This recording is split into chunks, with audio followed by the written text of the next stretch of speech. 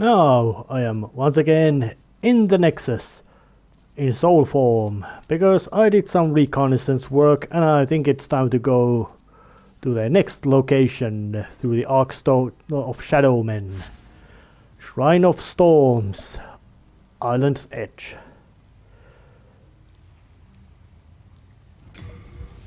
Which is you could say, the floating castle of the sky level. Which ain't that common trope about what kind of stages video games have, but it is one. So, sky. Empty rocks floating in the sky. And some skeleton warriors, which roll, and I did some recon work about this stage. Just to make sure that I know what's going on around here. Which is to say, lots of skeletons. All kinds of skeletons. In quite big numbers as well. But luckily if you take them out one by one, they are not that scary, even if they have that very dangerous rolling attack. But few magic bolts will solve the problem. And because they do this rolling a lot, they are not that easily just nuked with magic spells right from the start. But they can be started, and they drop bladestone shards, which are quite handy upgrade material.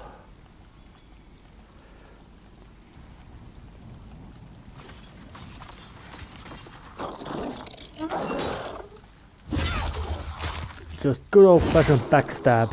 And I say that the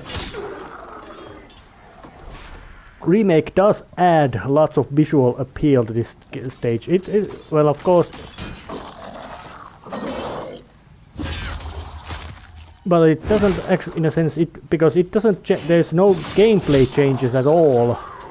The game looks very nice and modern, but it also feels quite, you could say, clumsy, because it has mechanics which are much,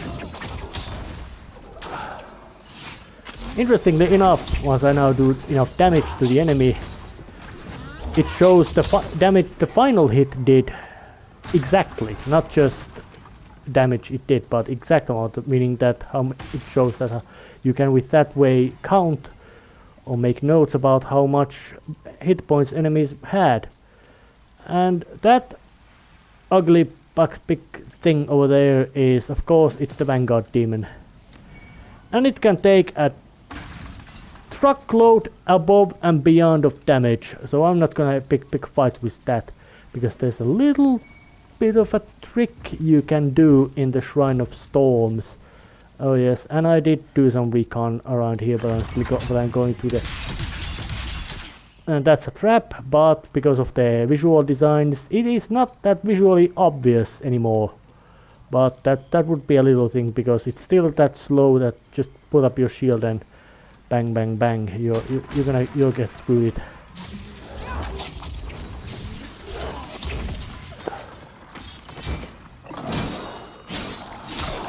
Couple of swipes with a crescent falchion, which is sword which basically heals your magic points, meaning it's gonna serve a long time. And that's the that's Storm Beast enemy, which, well, they are those enemies which appeared here and they are dangerous. And try rolling, because there's a little bit of a secret to go down here if I managed to roll correctly. So let's just try to do it. I wonder, did they change how much was the timing changed a lot from the original one? It might be that it's been changed quite a bit. But the trick is that the purpose is to roll so that you get above that little line. Yeah, it takes a bit of maneuvering, so I'm cutting it off. Well, I do say that the rolling move from up there was made much more difficult in this version than it was in the original one. In the original one, basically all you had to do was know it's there, and it took a couple of tries. But this took me about, I don't know how many counts, how many tries. Easily about 30. I stopped counting, which usually means that it's taking a lot when you stop counting.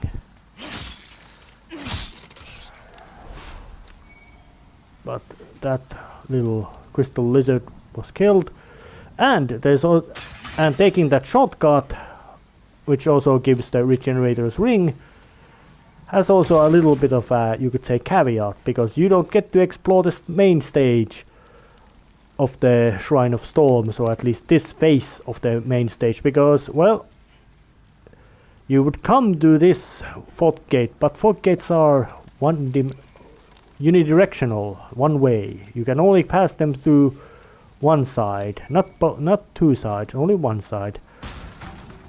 And in this one, that's the wrong side.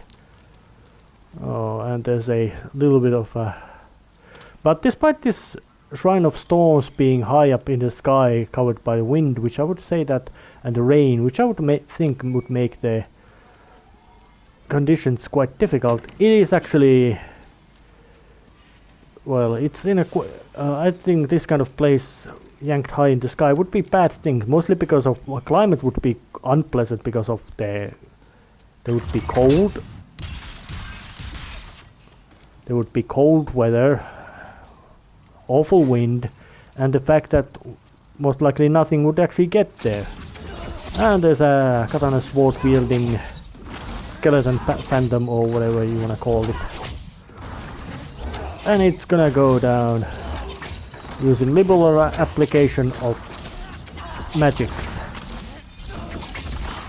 which is quite necessary because that thing is dangerous. It's got red eyes, which means it's dangerous.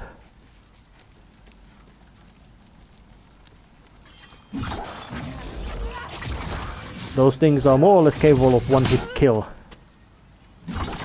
Like that. And got back here. Took a bit more effort than I wanted. But now it's time to go and face the boss of around this place.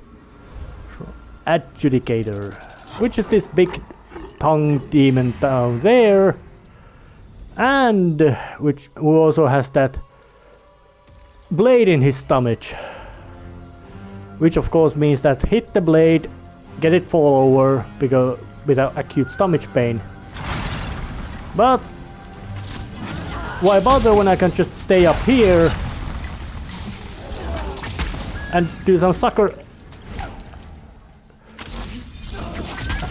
and bomb its head off with a magic. It is not sporty, but it is very efficient tactic, and beware the tongue. And right next to the door is a safe spot, from which you can actually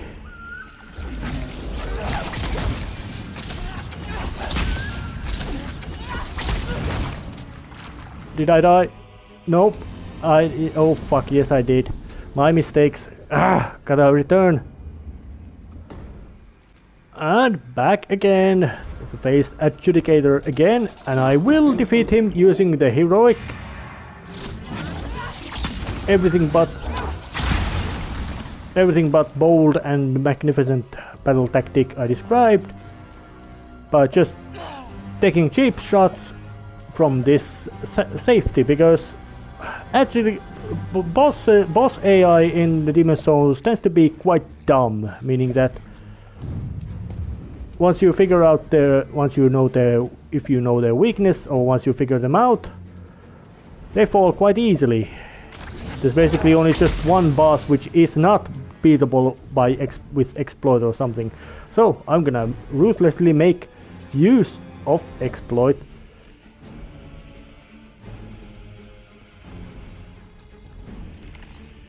Oh damn, I will now make use of this exploit and defeat the boss with it. It's gonna take a while, because this is slow but efficient way. And that is how I exactly took this adjudicator down. Cowardly sucking out through their edges and just avoiding, well, peek over the edge, cause damage, kneel back,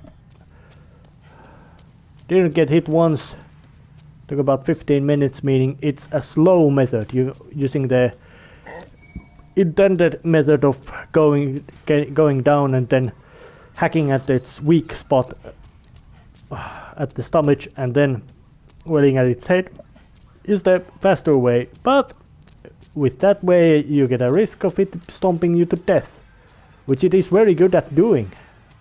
So my method is slower, but it works and it's a safe one. Yeah, got through there. So but let's just continue, because there's something very important thing around here at the ritual path to appear.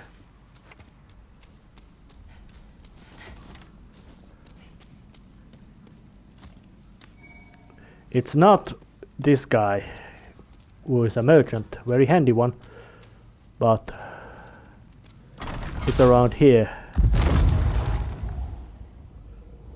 Reapers. Those are very dangerous because they summon enemies which can do quite a lot of damage, and plus they of course themselves are capable of causing, if I remember right, instant death or at least huge amount of damage, and they have the magics. Or at least some of their henchmen have magics. So this is one very important room.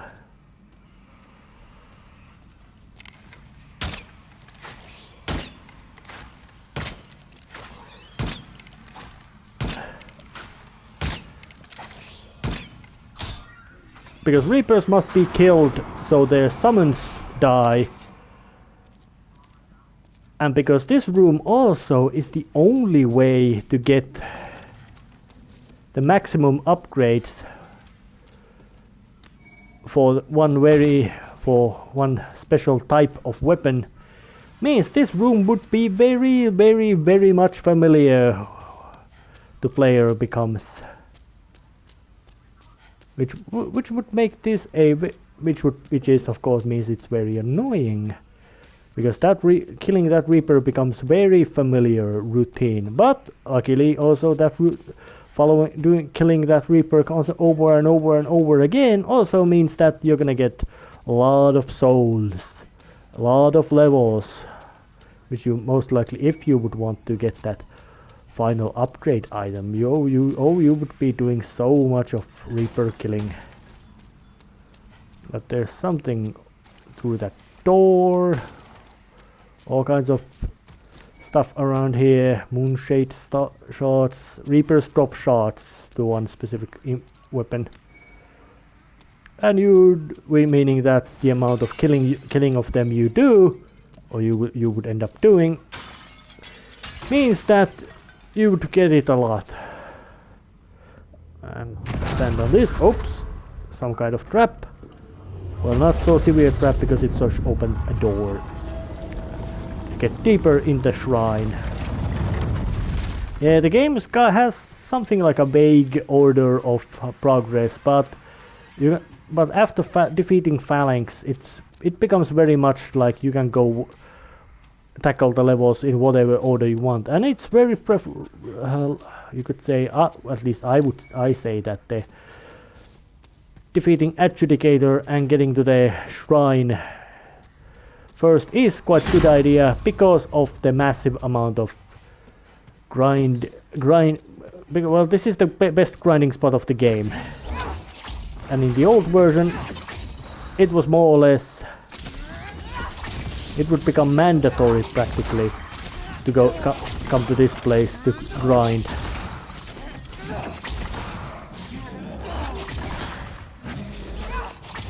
To get all the really big, handy, necessary... Oh, and I was shot to death by arrow monsters. Well, shit happens. Now, at this edge little side area, there's not only quite many storm lords, if I remember right, those name of those things, but there's also, well, a crystal lizard.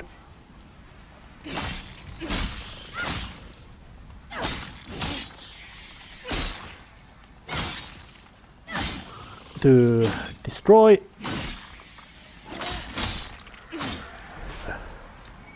And take all the jewelry it drops.